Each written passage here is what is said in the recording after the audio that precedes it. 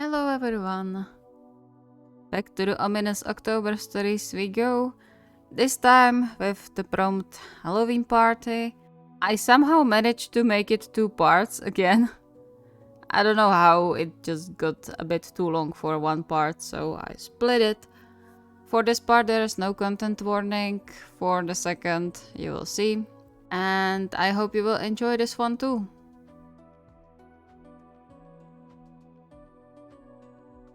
As always, special thanks to my lovely patrons and all of you who subscribe and watch these videos. You are keeping this channel going and alive. Thank you very much, and I hope you will enjoy. As little as Kunimi cared about Halloween and the whole celebration around it, he couldn't help but smile while watching Kindaichi hopping around their house with the various decorations he collected over the years. It was endearing, the sight returning him to the time when they were just teens and started dating. And now, here they were. He was sure he had to look like a love-struck idiot whenever he just about glanced at the ring on his finger. But there was hardly anything to be ashamed of on that, right? Okay, can you help me that garland? I can't go down right now. He jumped up and handed Kindaichi the, in his opinion, cringe pumpkin garland, feeling himself blushing under the brightness of Kindaichi's smile. This is going to be perfect. Yeah, perfectly cliché, maybe. He didn't say anything about it out loud though. He would never forgive himself if he ruined his fiancée's happiness. Just don't put too many in one place. No worries, this is the last one. I'll just finish the front of the house and I'm done. True to his words, he jumped down from the ladder right after he attached the last string, his eyes no less than shining as he looked over his creation. Awesome! This is going to be the best Halloween since we moved here. Rolling his eyes in a loving exasperation, Kunimi wrapped his arms around Kindaichi's waist, snuggling closer for his daily dose of cuddles, which Kindaichi gladly provided. It had been a long week for both of them, and they deserved some good, perhaps a bit childish fun. Oh, did you think about that invitation? Kunimi paused. One of the lesser pleasant parts of Halloween for him personally was that, for some reason, people started to get influenced by the West and organized costume parties. And while he believed they could be fun if organized well, he had no illusions that most of them were thrown just so people could get drunk while sparsely dressed without many repercussions. This invite in question came into the mail a few days ago, sent by Kindaichi's captain, inviting him and his +1 to a quote, best Halloween party ever thrown. Kunimi had his reservations about that, but Kindaichi seemed excited to go, which made things a bit difficult. I did. I don't know what I would be doing there. I'm sure there's going to be something for you. We can always just have a drink and dance if you don't want to socialize. It's not that. I don't mind some socializing, but I won't know most of the people there anyway. You don't need to know people to enjoy a party. And I'll be there with you the whole time. Kunimi sighed. If he was being completely honest, he was interested in going too.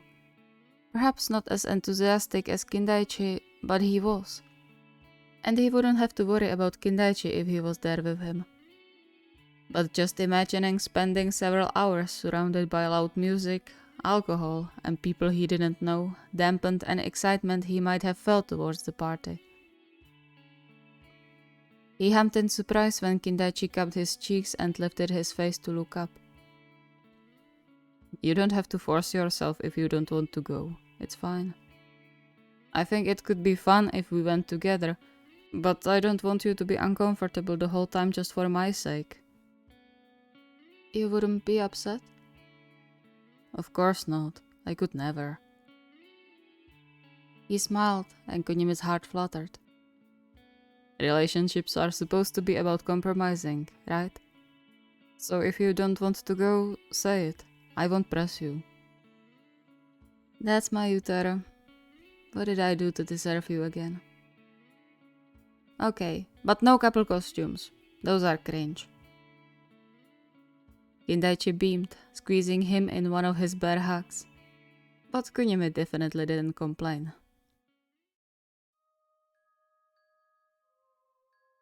The closer they got to the house where the party was supposed to be, the more often Kunimi found himself tugging on the hems of his costume. He was glad Kindaichi kept his promise and didn't make him wear couple costume, even though Kunimi could see it on his face that he really wanted to suggest it. Instead letting him wear a simple, not revealing but somewhat cute mad scientist costume, but his nerves refused to settle. You look amazing, love. He startled ever so slightly when Kindaichi took his hand away from the lab coat, but the warm touch did more to calm him down than any words could. As it always did. You don't have to be nervous. It's just a party. If we stop having fun, we can go home.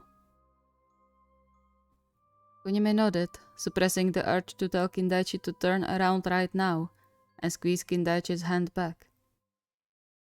He continued to cling to Kindaichi, his grip tightening with every step they took from their car to the house, the music already booming even outside. Why so loud? All good? Huh? Oh, yeah, it's fine. Not really, judging by how much you are squeezing my hand. Kunimi immediately loosened his grip, earning a soft smile in return. For a moment, he got engulfed in the warmest embrace he knew, his heart melting. I'm just teasing you. You don't have to let go. He kept Kunimi's face. Try to relax a bit, Think of the free food and drinks. There's food? Oh, definitely. Kazuma is quite a cook. I would be honestly shocked if he didn't prepare anything. That sounded great to Kunimi's ears. At least there was one thing he could indulge in. Kindaichi had to catch up on the change in his mood and smiled, leaning down to bring their lips together for a few precious seconds. Let's go? Yeah, let's. To his surprise, the music didn't get that much louder when the door opened. It was still deafening though, so much he barely heard when the man, who he recalled was one of the team's middle blockers, greeted them. Kindaichi, we thought you wouldn't show up. Sorry about that. We needed to figure out some things around the house. Understandable. Oh, Kunimi-san, you came too? That's great.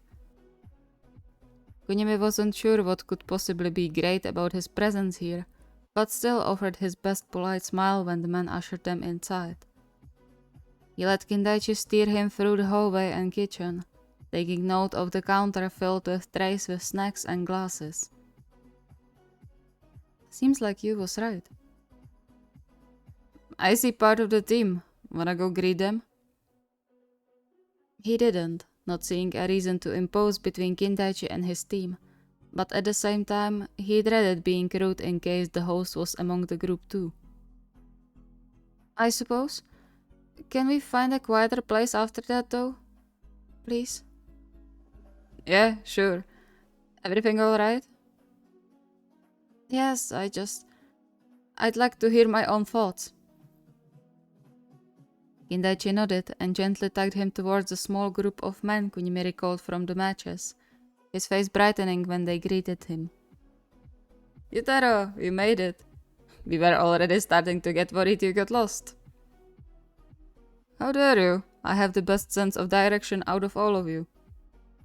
Oh really? And who got lost last time we went on a trail? Kunimi snickered, remembering the time Kindaichi came home from one of the team-building events covered in dirt, with torn trousers and an occasional leaf stuck in his hair. Truly a glorious sight. His reaction turned all the gazes to him, making him shiver despite there not being any hostility in the eyes watching him. Ah, Kunimi-san, hello. I'm glad you decided to come. Yeah, we weren't sure if you would be up to it, but we didn't want to exclude you straight away. Kunimi bowed his head a bit, raising his voice to be heard over the music. Thank you for your consideration, and for inviting me. He glanced at Kindaichi uncertainly, unsure if he could bother him with his request this soon, but Kindaichi understood quickly and wrapped his arm around his waist. Would you excuse us for a bit? Aki fell in love with those cupcakes you have in the kitchen, and nothing stands between him and sweets. For once, Kunimi was glad it was pretty dark since no one could see his reddening cheeks that way. He didn't even question how Kindaichi noticed it was indeed the cupcakes that caught his attention when they walked around the food. He was already opening his mouth to defend himself when the team captain laughed and waved them off. Sure. Go get as many as you want. I'm glad at least someone appreciates the effort I put into it. Hey, and what about my effort, huh? I was helping too. Yeah, don't hog all the achievements. Kindaichi shook his head and carefully led Kunimi back into the kitchen, which was surprisingly free of people and much quieter than the rest of the first floor. Kunimi let out a relieved breath, immediately pouncing on the cupcake with the drive of a ferocious wolf. Slow down, you'll choke on the frosting. Kunimi just hummed before taking hold of another cupcake. He needed sugar, and fast. Your captain said he's glad someone appreciates the food, so let me appreciate. Kindaichi snickered, brushing his thumb over Kunimi's lower lip to get rid of the crumbs and cream. At least Kunimi thought so before he was once again met with the softest touch of Kindaichi's lips on his own. You're so cute like this, you know? I'll have trouble not to kiss you senseless before we go home. This time, there was not enough darkness to hide Kunimi's blush. He smacked Kindaichi's shoulder, then once more for good measure. Stop that, whatever it is you are thinking. Why? I just think you are cute. I highly doubt your thoughts stop with kissing. At least Kindaichi had the decency to look guilty. Kunimi rolled his eyes and stuffed his mouth with the last few bites, trying not to follow Kindaichi's line of thought too much. At least for now. So, what's the plan now? Shrugging, Kindaichi snatched himself some other snacks and a cup of what looked like beer and motioned over his shoulder. I'm going to head back there. You can join if you want, or you can find yourself some quieter corner and join in later. Or not at all. It's your call. I might join you later. Right now, it's too loud and crowded. Yeah, I'm sorry. Don't be. I told you it's fine. That's just how you are. He leaned in for another kiss, much lighter than the other ones. I'm glad you are here with me, even if you spent most of the time hidden somewhere. Kunimi could about melt there and then.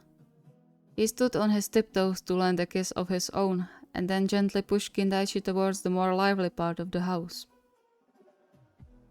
Go, or they will start to miss you. I'll come around to check on you, I'm not your patient. But you are my fiancé, and if you aren't having fun, then neither am I. So just say a word and we will go home.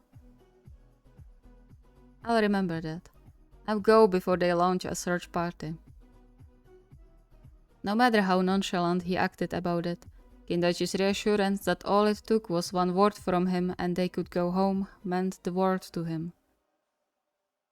Just what did I do to deserve you?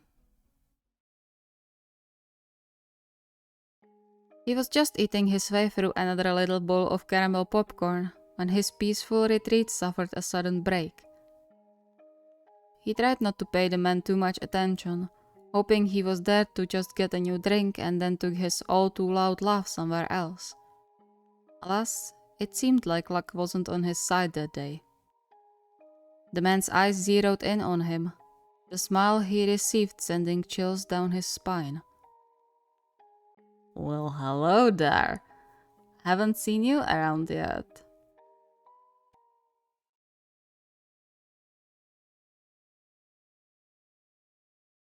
Thank you so much for watching. I hope you enjoyed. So I finally got around to an idea I had for KinKuni for slightly shorter time than how long my channel exists. It was one of the early ideas and I finally got around to write it, at least part of it, or incorporate part of it into a video. So I hope you are enjoying this so far and you are looking forward to part 2. Also, I have a little or maybe a big favor to ask, which is if you enjoy my videos and the things I put out, if you would leave comments under those videos, even under the old ones, doesn't matter, new ones, old ones, because it kinda seems to me that YouTube just doesn't put the videos on the front page or on the home page for some reason. I'm not going to bother you with analytics and all that stuff, but it would make me really happy because I would know that you enjoy what I'm doing and I would get feedback and it would help the algorithm a bit.